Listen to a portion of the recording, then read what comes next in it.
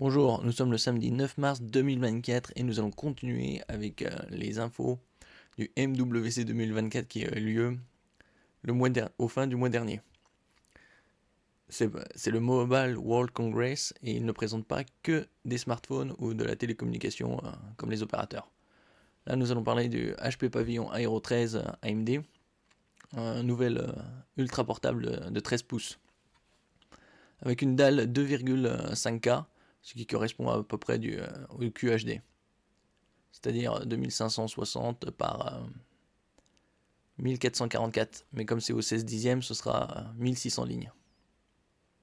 Donc c'est plus large que le 16 dixième, ça affiche davantage de lignes quand vous regardez une page de texte.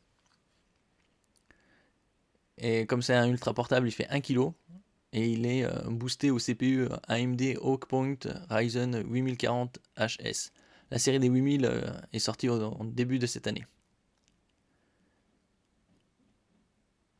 Comme c'est un PC, un ultra portable sorti récemment, il est équipé du PCI Express 4.0, ce qui est le plus répandu et le plus récent sur les portables. Quant au Wi-Fi, c'est du 6E, c'est l'un des plus performants, puisque le dernier qui vient de sortir, c'est le 7. Il vient tout juste de sortir. L'HP Pavilion Aero 13 AMD annoncé dans le cadre du MWC 2024 est un ultra portable coloré de moins de 1 kg, donc c'est ultra léger. Les ultra portables en général ils font moins de 1,5 kg. À dalle 13 pouces jusqu'à l'IPS 2,5K en 16 dixièmes. IPS c'est une dalle LCD, quand d'autres ont des dalles OLED. sRGB architecturé autour d'un processeur AMD Ryzen 8040HS Hawk Point, d'un stockage SSD PCI Express 4.0 ou encore d'une connectivité Wi-Fi 6E ou USB-C. Autant dire que tout ça c'est un peu du standard maintenant. Sur tous les ultra portables qui sortent, il y a minimum du USB-C, c'est-à-dire le USB oblong, il n'y a pas de sens d'insertion. Le PCI Express C 4.0, c'est avec des débits théoriques de 8 Go par seconde. Mais vous trouverez des SSD en pratique qui font 7,3, 7,4 Go par seconde en lecture. L'HP Pavilion Aero 13 AMD 2024 est piloté par un processeur AMD Hawk Point, soit Ryzen 8040HS, comme les Ryzen 5, 8640HS. Les Ryzen 5, c'est du moyenne gamme. À la solution graphique intégrée, Radeon 760M. C'est du GPU intégré directement au processeur, donc il n'y a pas de carte graphique spécifique. Ou Ryzen 7 8840HS avec Radeon 780M. Le Ryzen 7 c'est le haut de gamme. L'autre, le Ryzen 5 c'est du milieu de gamme.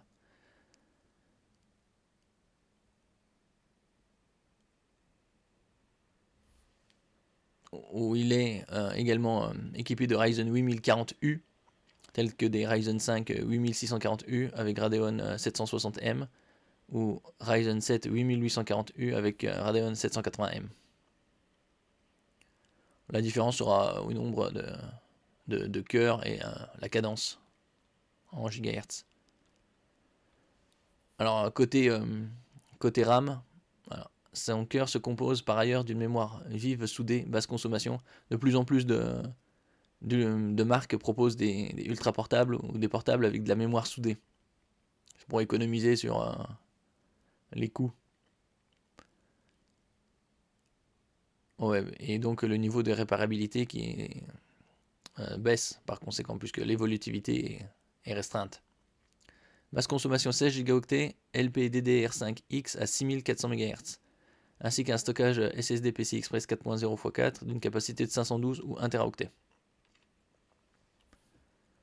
Alors au niveau de la connectique, comme je disais, c'est du Wi-Fi 6E AX 2x2 Mediatek ou du Wi-Fi 6 AX 2x2 Realtek. Bon, Mediatek, Realtek, c'est juste les marques des cartes Wi-Fi.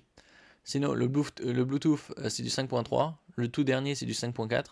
Donc, c'est assez récent. Quant au HDMI, c'est du 2.1 qui se trouve ici. C'est la toute dernière norme. Il y a également un audio combo casque micro. tout ça c'est du standard. USB 3.2 Gen 2, USB 3.2 Gen 1 et 2 USB 3.2 type C Gen 2. C'est cela. Alors quant à la dalle, il y aura en deux définitions. Tous les deux seront en 13 pouces en 16 dixièmes, soit en IPS Full HD 1920 par 1200 ou en IPS 2,5K, c'est-à-dire 2560 par 1600, comme je vous le disais au début de la vidéo. 100% sRGB et 400 candela mètre carré, ce qui est une luminosité assez élevée, puisque le plancher c'est 250. On trouve rarement des... Il n'y a pas de PC avec moins de 250 candela mètre carré, c'est vraiment le minimum. Donc là c'est une dalle lumineuse. On retrouve aussi une webcam HD avec micro et privacy shutter pour préserver votre vie privée. Privacy shutter, c'est un interrupteur sur le côté qui permet de mettre un cache électronique sur votre webcam. Elle accompagne 2 haut-parleurs DTS-X ainsi qu'un clavier chic LED rétro-éclairé. Comme sur la plupart des autres marques, hein, c'est le standard ça. Des présentés. Là. Il est équipé de Windows 11. On ne sait pas si c'est Windows 11, probablement Windows familial. Parce que c'est pas précisé si c'est pro. Au niveau de la batterie, c'est du 43 Wh et associé à un USB-C adaptateur 65 watts. Alors, quant au poids, il est moins d'1 kg. Il est de 999 grammes. Ils ont été cherchés au gramme près pour faire symboliquement en dessous du kilogramme. Il a été conçu en alliage de magnésium et il est attendu à partir de 799 $ pour le mois de mai. Soit en argent, soit en bleu. Comme ici en bleu, ici en argent. Donc 800 €, on va dire. Donc pour une bonne configuration avec 16 Go de RAM, ce sera probablement à 1099 €. On verra ça au mois de mai.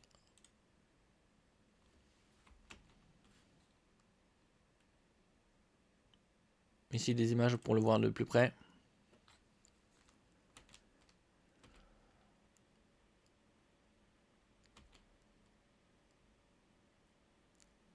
Voilà la connectique, USB type A.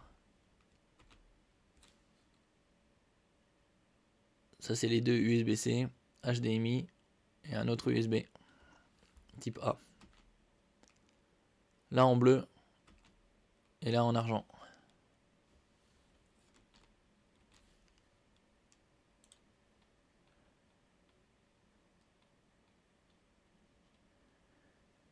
Merci pour votre écoute. N'oubliez pas de mettre un j'aime, de partager, de mettre un commentaire et de vous abonner à la chaîne. À la prochaine fois.